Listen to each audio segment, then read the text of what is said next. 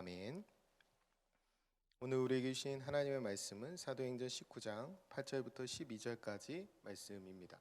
사도행전 19장 8절부터 12절까지 말씀을 우리 하나님을 경외하는 마음으로 한 목소리로 같이 읽겠습니다. 바울이 회당에 들어가 석 달 동안 담대히 하나님 나라에 관하여 강론하며 권면하되 어떤 사람들은 마음이 굳어 순종하지 않고 무리 앞에서 이 도를 비방하거늘 바울이 그들을 떠나 제자들을 따로 세우고 드란노 서원에서 날마다 강론하니라. 두 해 동안 이같이 하니 아시아에 사는 자는 유대인이나 헬라인이나 다 주의 말씀을 듣더라.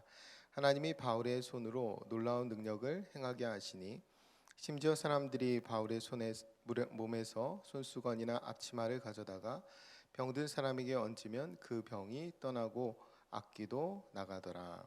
아멘. 3차 전도 여행을 시작하면서 에베소 전에 찾았던 에베소를 바울이 다시 방문하게 되고 바울이 그곳 회당에서 석 달 동안이나 하나님 나라에 관해서 담대히 강론하고 권면하였습니다.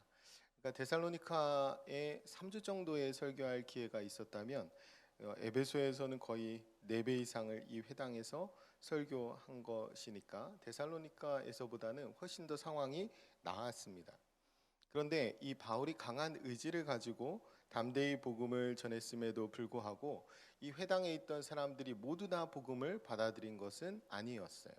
오늘 말씀에 보면 9절에 어떤 사람들이 회당에 있는 이 바울이 복음 전하는 석 달 내내 돌같이 단단히 굳은 마음으로 순종하지 않고 복음의 도를 비방하면서 바울을 집요하게 괴롭혔습니다. 당시 이 에베소는 세속 문화가 지배하는 우상이 가득했던 도시였고 그 도시에 하나님의 나라의 복음을 바울이 선포한 거예요. 그러니까 하나님의 통치를 선포한 거죠. 그러니까 하나님의 나라와 통치를 받아들일 수 없는 사람들이 있었던 거예요. 그 에베소의 그 화려한 삶이 그리고 에베소의 문화가 너무 좋았던 사람들은 하나님 나라를 받아들일 수가 없었던 것입니다. 그래서 바울이 복음을 전할 때 그 안에서 그 복음에 긍정적으로 반응한 사람들이 있었던 반면 그 속에서 끊임없이 복음을 비방하고 방해했던 사람들이 있었습니다. 그 사람들은 어떤 사람들이라고 성경은 기록하고 있는데 이들이 행한 불순종과 이 비방을 원어로는 미완료 시제로 기록하고 있어요. 그러니까 석 달 동안 끊임없이 계속 바울은 권면하고 강론하였지만 이들은 끊임없이 계속해서 비방하고 방해하고 순종하지 않았음을 알 수 있습니다. 그들이 계속된 방해에 바울은 여기에서 더 이상 계속할 수 없게 되자 제자들, 그러니까 긍정적인 믿음의 반응을 보인 사람들을 따로 세우고 두란노 서원으로 이라는 곳에 가서 그곳에서부터 강론하기 시작하는데 누가의 기록에 의하면 이곳에서 무려 2년 동안 하루도 거르지 않고 날마다 말씀을 강론했다라고 기록하고 있습니다. 그 결과 아시아에 있는 유대인이나 헬라인이나 다 주의 말씀을 듣게 되죠. 이 기록이 10절 말씀에 있습니다. 바울이 2년 동안 복음을 전한 이 두란노 서원에서 이 서원이라는 말의 원어는 스콜레입니다. 이 단어에서 영어 학교를 뜻하는 스쿨이라는 단어가 파생됐어요.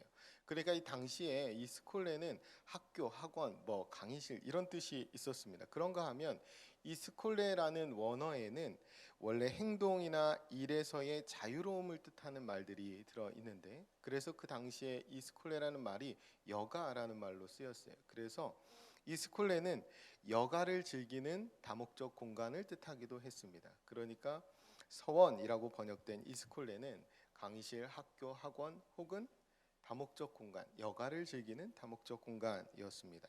두란노 서원은 투란노스의 스콜레라는 뜻인데 에베소에 살고 있는 투란노스라는 사람의 학원, 투란노스라는 사람의 강의실, 투란노스라는 사람의 다목적 공간이라고 해석할 수 있습니다.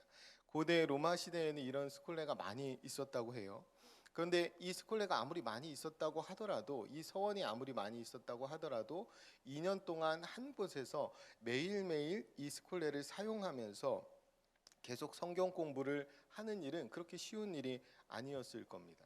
베자사본에는 이런 기록이 있는데 오전에는 이 스콜레를 이 서원을 주인인 투란노스가 사용을 하고 그러니까 바울과 그 당시의 그리스도인들은 주인이 사용하지 않는 공간 그 시간을 피해서 주인이 사용하는 시간을 피해서 사용했다라고 그래요.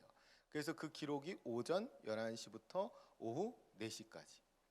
이 오전 11시부터 오후 4시까지가 어떤 시간이었냐면 이 에베소 지방이 되게 더운 지방입니다. 그러니까 더운 지방의 사람들이 대부분 그런데 점심 식사를 하고 쉬는 시간이에요. 공식적으로 낮잠을 자고 쉬는 시간. 그 시간에 바울과 이 에베소의 그리스도인들은 모든 사람이 하던 일을 멈추고 낮잠을 자면서 쉬는 그 시간에 성경 공부를 시작한 거예요. 그러니까 오늘 말씀대로 그야말로 따로 세워진 사람들이었습니다. 이 시간에 성경을 가르치는 일이나 성경을 배우는 일이나 둘 다 대단한 희생과 열정을 요구하는 일이었어요. 바울은 이 당시에 성경을 가리키고 복음만 전한 것이 아니었습니다. 바울이 이 당시에 자비랑 선교를 했으니까 바울도 똑같이 일을 했다는 거예요. 그러니까 일하다가 멈추고 남들이 다 쉬는 시간에 이들이 모여서 대단한 희생과 열정을 들여서 하나님의 말씀을 매일매일 배웠다라는 것입니다. 여기가 회당에서 이 바울과 복음을 비방하였던 어떤 사람들과 구별되는 지점입니다. 세속의 가치와 방식에 붙들려 살아가는 사람들과 하나님의 통치 아래 살아가는 사람들의 구분되는 지점. 여러분의 거룩한 구별은 무엇입니까? 우리가 세상 사람들로부터 구분되는 지점은 어디입니까? 우리가 주님을 위해, 주님의 말씀을 위해 우리가 치르고 있는 희생과 열정은 어떤 것들이 있나요? 우리가 이 땅에 살아가면서 그리스도인으로 살아갈 때 세상 사람들과 구별되는 남다르게 살아가는 지점이 있는지 돌아봐야 합니다. 우리가 사실 세상에 살면서 남부럽지 않게 살려고 발버둥은 치는데 남다르게 살려고 노력하지는 않습니다. 오히려 남처럼 살고 싶어요. 그래서 남부럽지 않게 살고 싶습니다. 우리가 구별되기보다는 속하지 못할까봐, 저 집단에, 저 세상 속에 번듯한 모습으로 소속되지 못할까봐 두려움을 갖고 살아가는 것이 우리의 실존이기도 합니다. 우리가 우리 안에 그런 거룩한 구별이 있는지, 하나님의 백성다운 구별이 있는지 우리 스스로가 돌아볼 수 있어야 합니다. 만약에 당장에 이번 주부터 여러분께서 여가를 즐기셔야 하는 불타는 금요일과 토요일에 교회에서 강론회 프로그램을 만들고 시작한다면 여러분은 그 시간을 거룩하게 구별할 수 있겠습니까? 우리가 수요일과 주일에 드리는 공적인 예배 시간 말고요. 여러분 스스로 하루 중에 구별한 중요한 시간, 하나님을 위해서 떼어놓은 중요한 시간은 언제입니까? 우리는 바울과 달리 우리가 소유한 예배당에서 얼마든지 자유롭게 말씀을 배우고 예배할 수 있습니다. 전염병으로 인해서 전염병으로 인한 팬데믹 상황에서도 불구하고 우리는 발달된 기술로 인해서 언제 어디서든 말씀을 듣고 배울 수 있는 그런 시대를 살아가고 있어요. 당시의 복음의 해방꾼들로 인해서 이게 역설적일게도 하나님의 복음이 회당에서 두란노 서원으로 그렇게 하면서 에베소를 넘어 아시아 전 지역까지 확장되는 일이 일어납니다. 마찬가지로 오늘날 코로나 상황으로 인해서 원래 예배당에 갇혀 있던 말씀이 이제 어디에서나 들을 수 있는 말씀이 되었습니다. 우리가 드리는 이 새벽 예배만 해도 우리가 100명 미만의 사람들이 이 설교를 우리가 새벽 예배를 드리고 새벽에 말씀을 나누고 했습니다. 그런데 지금은 우리 교회 안에서도 수백 명이 유튜브를 통해서 새벽 예배를 원하는 시간에 드리게 되었습니다. 그러니까 코로나로 인해서 어쩌면 복음은 더 힘있게 더 멀리 더 많이 전해질 수 있게 되었습니다. 문제는 우리의 마음이 문제입니다. 우리가 너무 쉽게 너무 편하게 너무 많이 하나님의 말씀을 듣고 있는 거 아닌가 싶습니다. 많이 듣고 자주 듣고 하는 것은 나쁜 게 아니에요. 그런데 그러면서 마음이 굳어진다는 것이죠. 데살로니가보다 훨씬 더 좋은 상황의 말씀을 전했어요. 그런데 그 회당에서 듣는 사람들은 마음이 굳어서 비방했습니다. 여러분 돌같이 굳어진 마음에는 말씀이 심겨지지도 않고 말씀이 심겨지지도 않기 때문에 말씀이 열매 맺지도 못합니다. 우리는 지금 세상과 구별되는 지점을 우리가 찾아야 합니다. 우리가 지금도 유튜브를 함께 예배드리고 계신 분들이 계실 텐데요. 우리가 유튜브로 설교도 듣지만 또 온갖 것들을 다 봅니다. 그러니까 그 구별을 어떻게 어디서 찾을 수 있을까요? 우리가 말씀을 듣는 시간, 하나님을 위한 시간들을 거룩하게 구별할 수 있어야 합니다. 우리가 언제라도 설교를 들을 수 있고 말씀을 들을 수 있는 그런 시대를 살아가고 있는데 우리는 가장 중요한 시간을 말씀과 기도를 위해 떼어놓고 있는지를 우리가 점검해야 합니다. 혹시 그렇지 않은지, 우리가 드라마는 본방을 사수하는데 설교는 제 방을 들어도 되는 것은 아닌지, 그러니까 우리가 마음을 드린다는 건 그런 거예요. 우리가 이 일에, 가장 중요한 일에 내 마음을 드리고 우선순위를 하고 시간을 떼어놓는 것, 그런 것들이 중요하다라는 것입니다. 원하는 시간에 설교를 듣는 게 나쁘다는 말씀을 드리는 게 결코 아닙니다. 새벽에 듣지 못했던 설교를 어느 때라도 듣는 것은 참으로 귀한 일이고 권장할 만합니다. 우리가 바쁜 삶을 살아가고 있는데 그 삶의 어느 틈이라도 말씀이 들어가 심겨줄 수 있다면 그 일은 복된 일이고 감사한 일입니다. 중요한 것은 우리의 마음이에요. 우리의 마음이 주님의 말씀을 사모하고 있는가, 우리가 그 말씀을 기다리고 있는가, 우리가 그 말씀을 듣고 지키고 열매 맺고 있는가, 그것이 중요합니다. 우리 스스로의 마음이 돌같이 굳어진 것은 아닌지, 무뎌진 것은 아닌지, 너무 쉬운 너무 많은 말씀 가운데 마음이 굳어진 것은 아닌지 돌아볼 수 있기를 바랍니다. 우리가 주일에 선포된 담임 목사님 설교 말씀을 3분 메시지 영상으로 작업해서 만들어서 우리 성도님들, 전 성도님들께 문자로 보내드리고 있습니다. 2명의 목회자가 이 3분 설교를 만드는데 거의 2, 3일이 걸립니다. 그렇게 해서 최대한 빨리 만들어서 수요일 오전에, 이게 수요 예배가 시작되기 전이죠, 수요일 오전에 여러분에게 문자로 발송해 드리는 것입니다. 근데 생각보다 많은 분들이 보지 않으시는 것 같아서 마음이 좀 안타깝습니다. 여러분, 지난 주일 설교 제목이 무엇이었습니까? 금방 생각이 안 나면 문제입니다. 왜냐? 어제 아침에 문자로 보내드렸거든요, 이 영상을. 우리가 하나님 말씀을 배웁시다, 하나님 말씀을 묵상합시다 하면 핑계가 많이 있습니다. 제가 지난 주일에 우리 교회 권사님 가정에 유고신방이 있어서 가서 예배를 드리고 권사님 댁에 방문했는데, 권사님이 연세가 84세셔요. 그런데 그 묵상지에 이렇게 적어놓은 게 있으시더라고요. 그러면서 이게 묵상지를 하다 보니까 주일 설교 적는 데도 있다라는 거예요. 그러니까 이분이 그전에는 이걸 안 하셨다는 거죠. 그런데 그러니까 늦게 시작했다는 거예요. 제가 84세라고 말씀드렸죠. 이분이 거기에 읽고 써놓고 그러면서 묵상을 하고 계신 겁니다. 그리고서는 묵상이 끝나면 그 핸드폰으로 부역장이 보내준 그 음악 있잖아요, 그 행복이라는 찬양을 보내드렸다. 그래서 그걸 틀어놓고 듣다가 주무시는 거예요. 오랫동안 권사님이 잠을 잘 못 주무셔서 불면증 때문에 약도 드셨고 기도도 많이 했습니다. 근데 어느 순간에 권사님이 이렇게 묵상하고 찬양하는 동안에 하나님이 권사님의 기도를 들어주셨고 하나님의 놀라운 능력이 권사님에게 나타나기 시작했어요. 그래서 그렇게 묵상하고 찬양을 듣다가 주무시는 거예요. 그리고 권사님이 하나님께 올려드린 기도를 하나님이 응답해 주시기 시작했습니다. 그래서 제가 권사님께 이렇게 말씀드렸죠.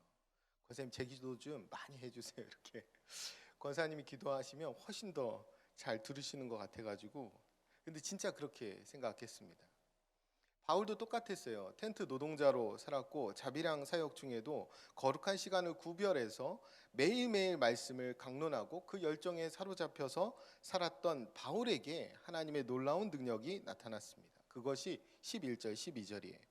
하나님이 바울의 손으로 놀라운 능력을 행하게 하시니 심지어 사람들이 바울의 몸에서 손수건이나 앞치마를 가져다가 병든 사람에게 얹으면 그 병이 떠나고 악기도 나가더라. 아멘.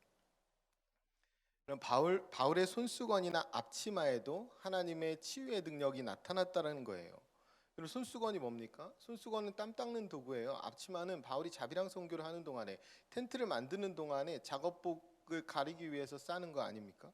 그러니까 바울도 우리와 똑같이 다른 바 없는 연약한 유한한 인생이었다는 거예요. 그런데 그의 인생에 하나님의 놀라운 능력이 나타났다는 거죠. 바울이나 84세 권사님이나 유한한 데는 차이가 없습니다. 그런데 유한하고 연약한 인생인데, 그러나 그런 인생이 하나님 말씀을 붙들고 하나님을 사모하고 하나님을 향해 열정을 다할 때 하나님의 놀라운 능력의 역사가 나타나기 시작했다라는 것입니다. 그것이 중요합니다. 그래서 권사님 뵙고 돌아오면서 우리 선임 회장님하고 저하고 그런 말씀을 드렸습니다. 핑계할 게 없다. 말씀 묵상 못한다고 핑계할 게 없다. 그런 스스로 서로의 고백을 하면서 돌아왔는데요. 여러분, 우리가 돌같이 굳어진 마음을 다시 갈아엎을 수 있어야 합니다. 다시 부드러운 마음을 가지고 하나님의 말씀을 받고 뿌리를 그 말씀에 든든히 내리고 그 다음에 아름다운 열매들을 맺을 수 있어야 합니다. 우리의 하루의 중요한 시간 중에, 우리가 소중히 여기는 시간 중에, 또 바쁜 시간 중에 그 시간을 떼어서 하나님 앞에 말씀과 기도로 나아가는 열정을 하나님께 드린다면 우리의 삶 가운데, 오늘의 우리의 삶 가운데 능력 있는 하나님의 역사를 반드시 경험하게 될 것을 믿습니다. 기도하겠습니다. 참 좋으신 아버지 하나님, 감사합니다.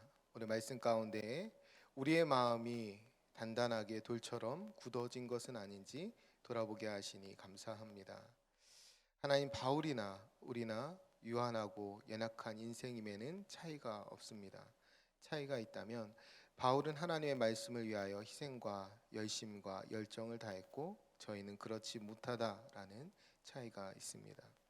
하나님, 저희의 마음을 갈아엎어 주시고 다시 부드러운 마음을 저희에게 허락하여 주셔서 그 마음 가운데 말씀을 받고 뿌리를 든든히 내려 열매를 맺는 저희들 되게 도와주옵소서. 오늘 하루 중에도 거룩하게 구별된 시간에 말씀과 기도를 통해 주님께 나아감으로 하나님의 놀라운 능력을 체험하는 복된 하루가 될 수 있도록 주님 인도하여 주옵소서. 하나님께서 함께해 주실 것을 믿으며 감사드리며 축복하며 예수님의 이름으로 기도합니다. 아멘. 이 시간 다음과 같은 기도의 제목으로 기도드리겠습니다. 지금 들은 말씀이 내 삶으로 이어지게 하옵소서. 하나님의 말씀이 우리 삶으로 라는 말씀을 붙잡고 담대하게 살아가는 2022년이 되게 하옵소서. 공예배를 소중히 여기고 매일의 말씀 묵상에 힘쓰는 말씀삼 공동체 되게 하옵소서. 이러한 달 매주 수요일마다 진행되는 정월 말씀 사경에 큰 은혜가 임하게 하옵소서. 2022년 십교구 겨울 사역을 통해 다음 세대가 믿음 위에 굳게 세워지게 하옵소서. 코로나19로 고통받는 환우와 방역 당국과 보건 의료진에게 힘을 주시고 코로나19의 종식을 속히 허락하옵소서. 공동 기도문의 기도 제목과 여러분 각자의 기도 제목에 따라 기도하시다가 삶의 자리로 나아가시겠습니다. 다 같이 통성으로 기도하겠습니다. 참 좋으신 아버지 하나님, 감사합니다. 하나님께서 이 아침에도 저희들을 불러주시고 생명의 말씀 앞에 저희들을 세워주시니 감사합니다. 거룩하신 아버지 하나님, 바울의 선교의 여정들을 저희가 말씀 가운데 함께 더듬어가며 하나님이 어떻게 역사하셨는지, 또 바울이 어떻게 순종하였는지를 돌아보게 하시니 감사합니다. 하나님, 바울이 비방과 또 방해에 부닥쳤지만 하나님이 그를 또다시 선하게 이끌어 복음이 확장되게 하셨고 복음의 새로운 역사를 열어가 주셨는데 그 안에는 2년 동안 하루도 쉬지 않고 말씀을 강론한 바울의 열정과 헌신과 수고가 있었음을 저희가 깨닫습니다. 거룩하신 아버지 하나님, 우리가 세상으로부터 따로 세워진 사람들로, 세상으로부터 구별된 사람들로 바른 그리스도인으로 살아가고 있는지를 돌아보는 저희들에게 도와주옵소서. 하나님, 세상과 구별되는 그 지점을 찾게 도와주시고 하나님을 위해서 또 하나님 말씀을 위해서 지불하는 저희 안에 거룩한 희생과 열정이 있을 수 있도록, 그래서 우리가 세상과 구별된 하나님의 통치 아래 살아가는 하나님의 백성답게 남다르게 살아갈 수 있는 믿음의 사람들 다 될 수 있도록 주님 도와주옵소서. 우리 안에 거룩한 구별이 있는지 먼저 돌아보게 하시고 하나님, 우리가 주님 안에서 거룩한 일들에 열심을 낼 수 있는 하나님의 사람들이 될 수 있도록 주님 도와주옵소서. 우리가 언제 어디서든 말씀을 들을 수 있는 시대를 살아가고 있습니다. 하나님, 우리가 코로나 상황이지만 우리 안에 말씀이 들려지고 우리 안에 말씀이 보여지는 역사는 지금도 계속 일어나며 우리가 고백드립니다. 하나님, 그러나 우리가 너무 많은 말씀을 너무 쉽게 아무런 사모함 없이 듣는 것은 아닌지 저희 마음을 돌아보게 하옵소서. 우리 마음이 굳어진 것은 아닌지, 우리 마음이 돌같이 굳어져서 말씀이 심겨지지 않는 상태가 된 것은 아닌지 우리의 마음을 돌아보게 하여 주시옵소서. 아버지, 우리가 세상과 구별되는, 분명히 구별되는 지점을 찾게 도와주시고 우리의 가장 중요한 시간을, 우리의 가장 소중한 시간을 주님을 위하여 구별할 수 있는 믿음의 사람들 다 될 수 있도록 주님 주옵소서. 거룩하신 아버지 하나님, 우리가 말씀을 가까이 할 때, 열심을 다하여 그 말씀을 배우고 그 말씀 가운데 거할 때에 우리 안에 하나님의 놀라운 능력이 나타나는 줄을 믿습니다. 아버지, 텐트 노동자로 살아가는 중에도 자비랑 사역 가운데에서도 아버지 거룩한 시간을 구별하여 매일 말씀을 강론하고 그 열정에 사로잡혀 살았던 바울이 하나님의 놀라운 능력을 체험하였던 것처럼 아버지, 우리도 세상 가운데 바쁜 중에 살아가지만 우리의 시간들을 주님 앞에 거룩하게 구별하고 열심과 열정을 다하여 살아갈 때에 우리 안에도 동일하게 하나님의 거룩한 역사가 나타나는 줄을 믿습니다. 거룩한 아버지 하나님, 우리 안에 놀라운 치유 역사도 허락하여 주시고 회복의 역사도 허락하여 주시고 복음의 능력의 역사가 많이 나타나는 복된 교회가 될 수 있도록 주님 축복하여